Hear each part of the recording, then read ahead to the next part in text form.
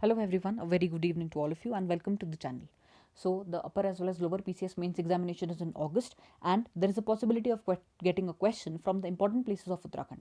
You can either expect a 25 word limit marker question or even for 100 words or 125 words, or this can also be beneficial for the essay writing part. Okay, so just go through this video and I'll be coming up with more videos in the same topic regarding the other important places. Today we'll be covering the spiritual places. Okay, so keep in mind that the source for the same is the official website uttarakhandtourism.gov.in. You can also visit the same in case you don't want to watch this video. Okay, you can get the notes from there. However, I have compiled the notes from the different pages of the website, and in case you haven't joined my Telegram channel, you can do so.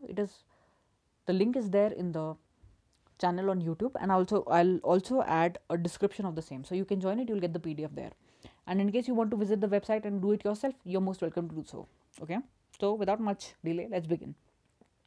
So, why is this topic important? Because see, in recent times, Chardham and other spiritual places, they have been in news because of certain aspects, like some of the other court case that is going on, or some of the other government scheme that is related to the same, and also because of certain calamities that have happened because of the death of so many pilgrims. Okay, so this is an expected question. They can ask you questions from Chardham. They can also ask you about the Panch Prayaga and other spiritual places. So let's go through the important topics. So, first of all, the Chardham. Okay, as it is clear from the name, there are four holy sites. Okay, that is why the name Chardham. Okay, what are the sites? The sites are Yamunotri, Gangotri, Kedarnath, and Badrinath. Okay, and if we talk about the same, then there is a particular opening and closing time because they are located at very high altitudes, and because of location at higher altitudes, there is a possibility of high snowfall. So therefore, there is a specific time during which these shrines they open. Okay, and for the Chardham Yatra, it actually begins in a clockwise direction. Okay, it starts from Yamunotri, then it goes to Gangotri, then Kedarnath, and finally it ends at Badrinath. So this is the sequence. Okay, keep this in mind that first Yamunotri, then Gangotri, then Kedarnath, and finally Badrinath. And this can be completed either by road or you can also complete it by air. Okay, and some they just visit the two dhams, that is Kedarnath and Badrinath. Okay, so first of all, the Yamunotri temple, it is lodged in a narrow gorge which is close to the source of river Yamuna. Okay, that is why the name Yamunotri. Okay, and it is in Uttarakhand district. It is dedicated to goddess Yamuna. Then, apart from this, Kedarnath is located in Rudraprayag, while Gangotri is located in Uttarakashi itself. Okay, and Kedarnath is dedicated to Lord Shiva, while Gangotri is dedicated to goddess Ganga. Okay, and Badrinath, there is a Badri Narayan temple located here, and it is dedicated to Lord Vishnu. Okay,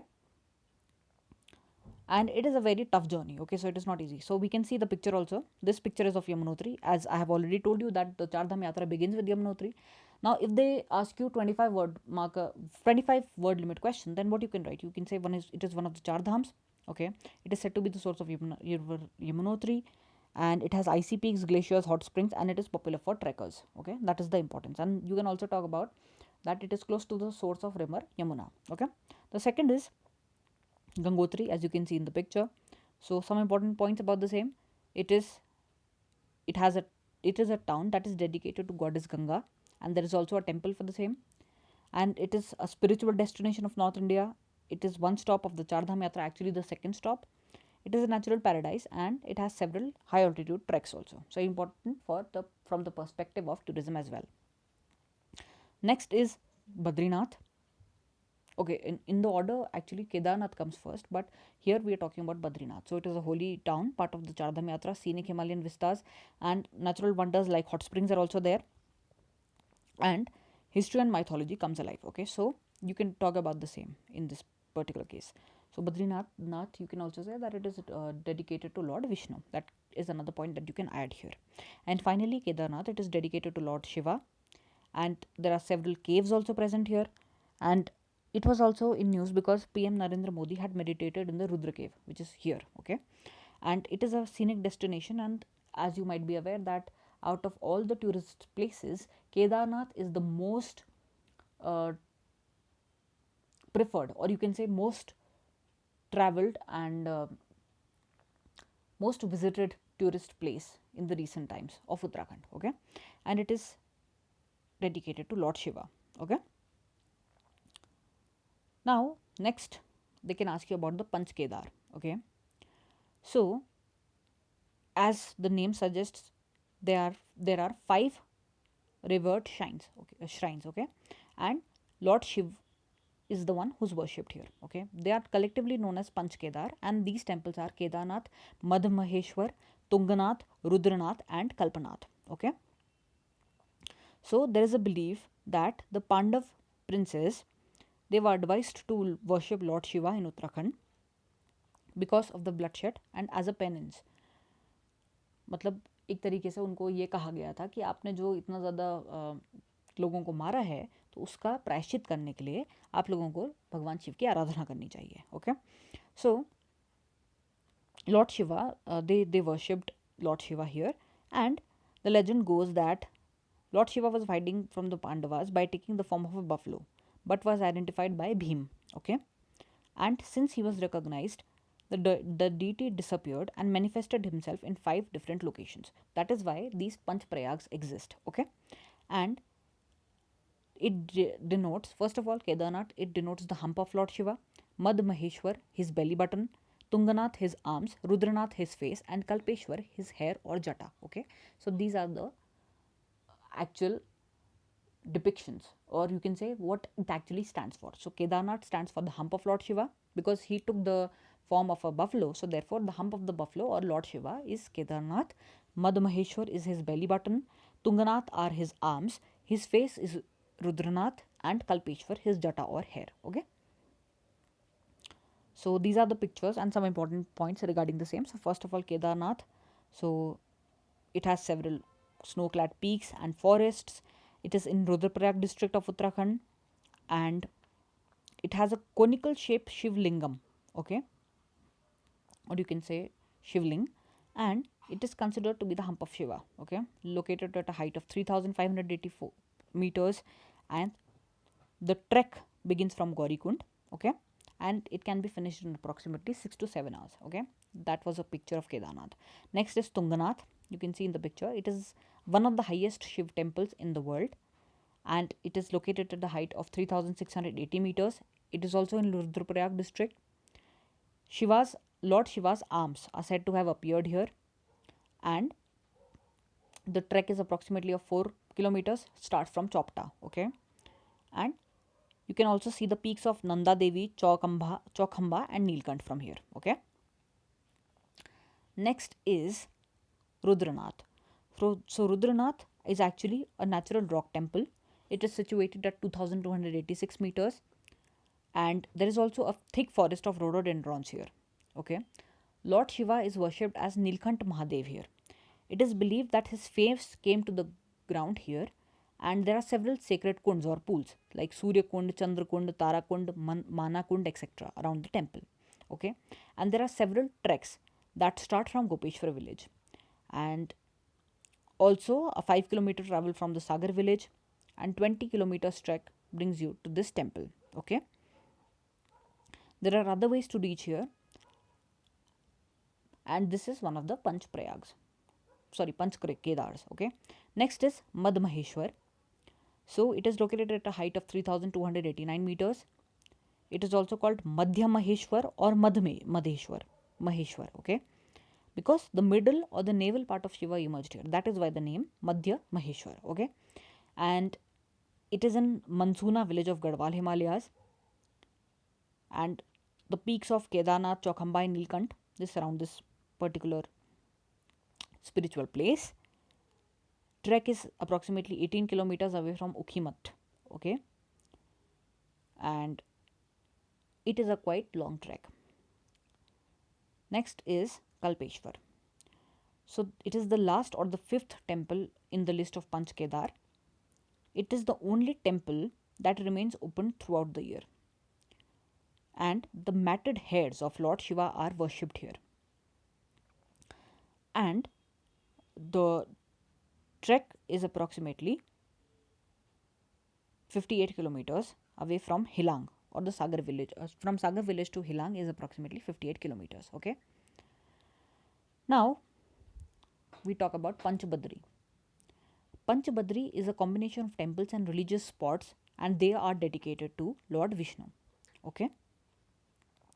In Badri Kshetra, the region starting from Satopant, about 24 kilometers above Badrinath, extending to Nandaprayag in the south, there are 5 temples in this circuit. Therefore, the name Panch Badri. Okay, Panch Kedar means it is dedicated to Lord Shiva. Panch Badri means it is dedicated to Lord Vishnu. Okay, so the 5 temples here are, first of all, Badrinath or the Vishal Badri. Second is Yogdhyan Badri. Third is Bhavishya Badri. Fourth is Vridha Badri, and fifth is Adi Badri. Okay. Now, Yogdhyan Badri. It is a short distance away from Hanuman Chhatri and Govind Ghat. It is in Pandukeshwar village, 24 kilometers from Joshimath. And Lord Vishnu was seen in a meditating pose here, and therefore it is also called the Yog Dhyan meditation or Yog Dhyan Badri. Okay. And according to the legend, it is believed that Pandavas, they handed over the kingdom, they handed over their kingdom to Raja Parikshit and retired here. Okay. And also King Pandu had spent his last days here doing penance, and therefore the name of the village is based on that. Okay. Copper plates have also been found here from the Katyuri king dynasty, from the Katyuri's time. Okay. So that is another importance of this place. Next is Bhavishya Badri. It is also a short distance away from Joshimath, and it is predicted to be the future Badri, because there is a legend which says that when evil shall spread all over the world, the Nar and the Narayan mountains shall be blocked, and Badrinath would become inaccessible. Okay, and Lord Vishnu is worshipped here in the form of Narsimha, and the temple is not connected by any roads, and you can only reach it by reach this on foot only. Okay, and it is closed during winters, opens when the Badrinath temple also opens. Therefore, it is known as Bhavishya Badri, because it is believed that in future the Badrinath temple will be inaccessible, so people will come here to worship Lord Badri. Okay. Next is Vridh Badri. Vridh Badri is in Animat village, 7 kilometers from Joshimath, and it is believed that Lord Vishnu appeared as an old man. Therefore, the name Vridh Badri. Okay, and it is also one of the Panch Badris, and it remains open throughout the year. Next is Adi Badri. So Adi Badri was amongst the first of the Panch Badris, and when Badrinath becomes inaccessible during winters, it is in Adi Badri that people come to worship Lord Vishnu. Okay, and it was established by sage Adi Shankaracharya. The complex has 7 temples that were built by Gupta rulers between 5th and 8th century AD. The idol is in the main temple. It is made up of black stone and holds a mace, a lotus, and a chakra. Okay. So this place holds a historical importance also, because it was built by the Gupta rulers during the 5th and 8th century, and also established by sage Adi Shankaracharya. Okay, and other religious or spiritual value is also there for this place. Next is Vishal Badri. So Vishal Badri is the other name of Badrinath. Okay, it is in Chamoli district of Uttarakhand at height of 3133 meters, and it lies between the Nar and Narayan mountains, and it is said to be the abode of Lord Vishnu. It was built in the 8th century by Adi Shankaracharya and renovated by various kings and dynasties, including the Holkars and the Scindias. Okay, it is also a part of the Chardhams. So this place therefore holds a religious value, a historical value also, and a tourist spot also. So tourism value is also there. Okay, second most visited place or visited tourist spot of Uttarakhand in recent times. Next is the Panch Prayaga. So Prayag is the confluence of rivers. Okay, so there are 5 important confluences, and one of them is the 5 of them are in the descending order. If we talk about in the descending order, though, then it is Vishnu Prayag, Nanda Prayag, Karna Prayag, Rudra Prayag, and Dev Prayag. Okay, now finally Ganga emerges out of these confluences. Okay, so let's talk about Vishnu Prayag. It is formed by the confluence of Vishnu Ganga, which is also known as Alaknanda, and Dhali Ganga. Okay, and there is also a temple called Vishnu Kund here. It is said that Narad worshipped Lord Vishnu at this spot, and this place also has a religious significance, and also adventure seekers can go for hiking and trekking in this area. Valley of Flowers, Kagbhusandi, and Hemkund Lake are also some important tourist places located here. Next is Nandprayag, confluence between river Alaknanda and Nandakini. Okay, and there are several legends associated with this place. One of them is that a king named Nanda performed a yajna to please gods and seek their blessings. Another is that Nandaprayag derived its name from Nand, the foster king of Lord Krishna. Okay, and the famous Gopalji temple is also located here. Next is Karnaprayag. It is located on the way to Badrinath, and here the river Alaknanda and Pindar, they have their confluence. It is said that Karna meditated here, and Swami Vivekanand is also known to have meditated here. So, it is located in Chamoli. That is another important part. Next is Rudraprayag, named after Lord Shiv. It is at the confluence of Alaknanda and Mandakini, and Narad Muni worshipped Lord Shiv here. Okay, there are other myths associated, or not exactly myths, there are other legends associated with this place. Okay, last is Devprayag. Devprayag is in the town, or you can say the district of Tehri Garhwal. Alaknanda and Bhagirathi merge here, and finally Holy River Ganga is formed. Okay, it is also known as Holy Confluence, and there was an earthquake, but the heritage structures were restored. Okay, next is Hemkund Sahib. So Hemkund Sahib, it is one of the holiest Sikh shrines. It is a beautiful Gurudwara surrounded by snow-capped mountains, and it is located next to a glacial lake. Okay, it is also called Gurudwara Shri Hemkund Sahib Ji, located at an altitude of 4,329 meters, and it draws several pilgrims every year. It is also recorded in the Holy Granth Sahib that the 10th Sikh Guru, Guru Gobind Singh, meditated here. Okay, and it has a very beautiful landscape out here, and it is therefore very important from the perspective of tourism as well. Okay, and it is also believed that Lakshman regained his health by meditating on the banks of Hemkund after the injuries he had received during the war. Okay, so it is important for Hindus as well, and this region is enveloped by snow during winters, and Hemkund Sahib Yatra opens only during the summers. Next is Piran Kaliyar Sharif Dargah. Okay, so it is a popular religious site for the Muslims. It is considered to be the home to Dargah of Alauddin Ali Ahmad Sabir. It draws thousands of devotees during the annual Urs festival. The Piran Kaliyar Sharif Dargah, or the final resting place of the 13th century saint Alauddin Ali Ahmad Sabir, lies in the outskirts of Roorkee town, and it is located around approximately 15 kilometers from Haridwar. Also denotes national integration and harmony. It is believed to have mystical powers, and millions of devotees from all religions come and visit this place. Okay, the Urs festival is also celebrated in this dargah every year. Next is Haridwar. So Haridwar is the ancient temple city located on the banks of river Ganga, one of the most important Hindu pilgrimage site. It is also the site for Kumbh Mela, and it is considered the gateway to the holy Chardham circuit of Uttarakhand.